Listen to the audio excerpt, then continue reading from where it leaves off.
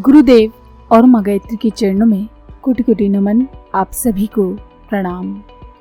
आपत्ति का अध्यात्म, इसके पिछले प्रवचन में पूज्य गुरुदेव ने बताया था कि रिद्धियों सिद्धियों की प्राप्ति के लिए, कुंडलिनी जागरण के लिए सिर्फ योग अभ्यास से या प्राणायाम से कोई फर्क पड़ने वाला नहीं।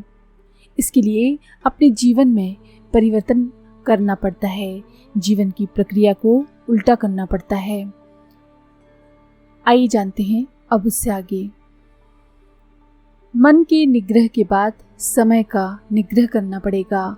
अपने आप को शिकंजी के तरीके से कसना पड़ेगा। यही तो एक संपत्ति है तेरे पास, और दूसरी कोई चीज नहीं। समय को व्यवस्थित नहीं किया तो फिर तेरे हाथ कुछ भी नहीं रह जाएगा। विनोबा भावे से लेकर गांधी जी तक जितने भी महापुरुष और अध्यात्मवादी हुए हैं, उन्होंने समय को इस तरीके से कसा है कि एक क्षण भी बेकार ना जाने पाए। यही तो दौलत है तेरे पास, जिससे चाहे आत्म कल्याण कर ले, चाहे जनता की सेवा कर ले, चाहे अपना स्वास्थ्य बना ले, चाहे परिवार की सेवा कर ले। प्रगति करनी है तो समय का संयम करना पड़ेगा, धन का संयम करना पड़ेगा, क्योंकि धन का संयम जब तक तू नहीं करता तब तक सैकड़ों तरह की बुराइयां आ जाएंगी। आलस्य, अहंकार, शराबखोरी, अपव्यय आदि सारी बीमारियां तो अनायास ही तेरे भीतर आ जाएंगी। धन का अगर संयम ना कर सकेगा तो जो कुछ भी पुण्य परमार्थ कर सकता होगा सो नहीं कर सकेगा, और यदि इसे औलाद के लिए छोड़कर चला जाएगा तो वे आपस में लड़ेंगी और उनका सफाया हो जाएगा। उपार्जन और व्यय कैसे करना चाहिए, ये जीवन की एक शैली है, एक व्यवस्था है, एक क्रम है और एक आधार है। अध्यात्म एक साइंस है जिसमें जीवन का क्रम बदलना पड़ता है। इसीलिए मैं आपसे निवेदन कर रहा था कि इस आपत्ति काल में योग अभ्यासी बनने के लिए, सिद्ध महात्मा बनने के लिए कोशिश मत कीजिए। इस आपत्ति काल में जिस चीज़ की जरूरत है आप वही काम करें, हम आपकी सहायता करेंगे। इस आपत्ति काल में हमने अपने गुरु की सहायता की है और उसने हमारे लिए आवश्यकताओं को पूरा किया है। आपत्ति काल में हनुमान जी ने रामचंद्र जी की मदद की थी, और रामचंद्र जी ने जिन सिद्धियों की जरूरत थी, पहाड़ उठाने से लेकर समुद्र छलांगने तक की सिद्धियां दे डाली थीं। रामचंद्र जी ने कहा था, आप हमारा काम कीजिए और हम आपका काम करेंगे। ये भी एक तरीका है अंधे और पंगे का। अंधे को पंगे ने मदद की थी और पंगे ने अंधे की। आप हमारी मदद कीजिए और हम आपकी मदद करेंगे। आपके पास धन कम है तो बेटे मेरे पास भी कम है, पर जिससे हमारा संपर्क और संबंध है वो बड़ा मालदार आदमी है, उसकी बैंक बहुत बड़ी है। आप इसमें शामिल क्यों नहीं हो जाते? आप हमारी कंपनी में बीमा करा लीजिए। हमारा बड़ी कंपनी में बीमा है, इसलिए हमने आपसे ये कहा था कि आप हमारी श्रृंखला में शामिल हो जाइए और उपासना का उत्तरदायित्व हमारे ऊपर छोड़ दीजिए तो काफ़ी है। तो हम क्या करें गुरुजी? बेटे आप वही करें जो हम अपने गुरु का करते हैं। आपके लिए सबसे बेहतरीन, सबसे अच्छा, सबसे नफ़े का सौदा ये है कि जिस तरह से हमने अपने गुरु का कहना माना है और उसके कहने के मुताबिक ये योग अभ्यास कर रहे हैं जो उसने हमारे सुपुर्द कर दिए और जिससे शक्तियाँ पैदा होती हैं, आप भी ऐसा ही करें। जिस योग अभ्यास को आप इतना सरल समझते हैं वो सरल नहीं, वरन इतना कठिन है कि आप कर नहीं पाएंगे। आप समझते हैं कि गायत्री माता का अनुष्ठान 24,000 जप में हो जाता है, तो ये इतने से पूरा नहीं होता।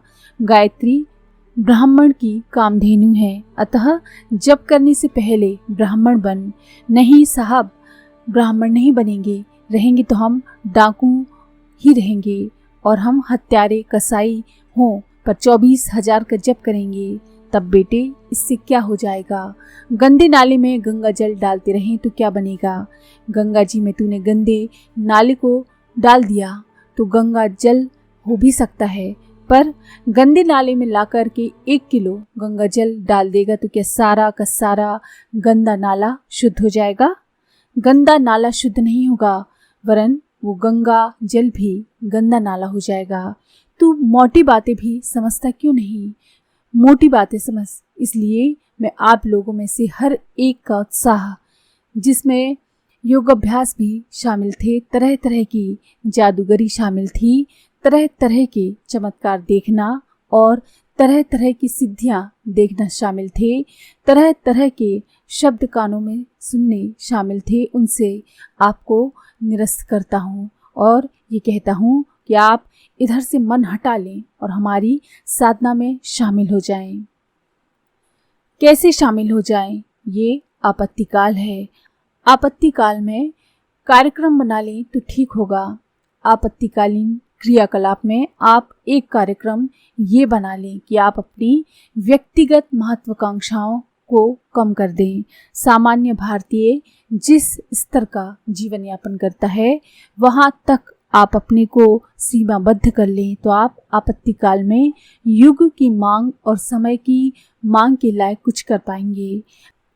अगर आपकी महत्वाकांक्षाएं जिंदा रहीं तो आप कुछ नहीं कर पाएंगे, क्योंकि आदमी की महत्वाकांक्षाओं के पूरा होने की कोई गारंटी नहीं।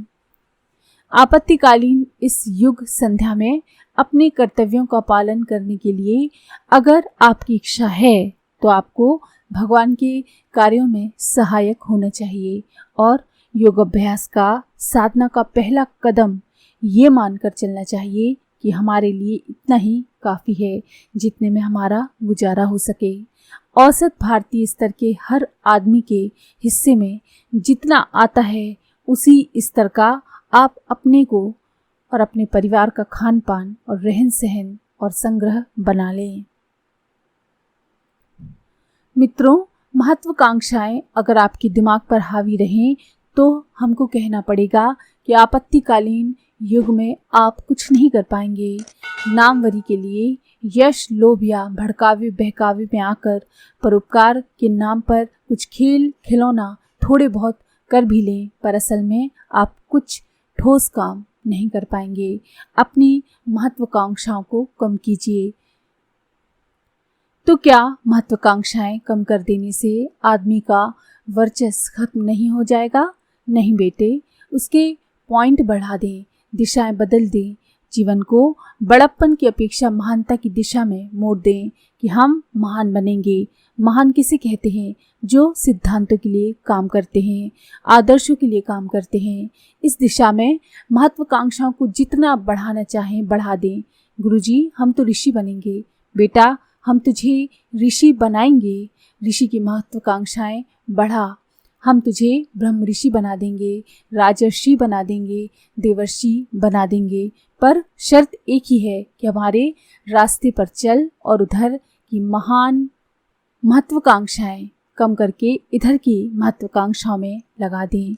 आज के लिए इतना ही।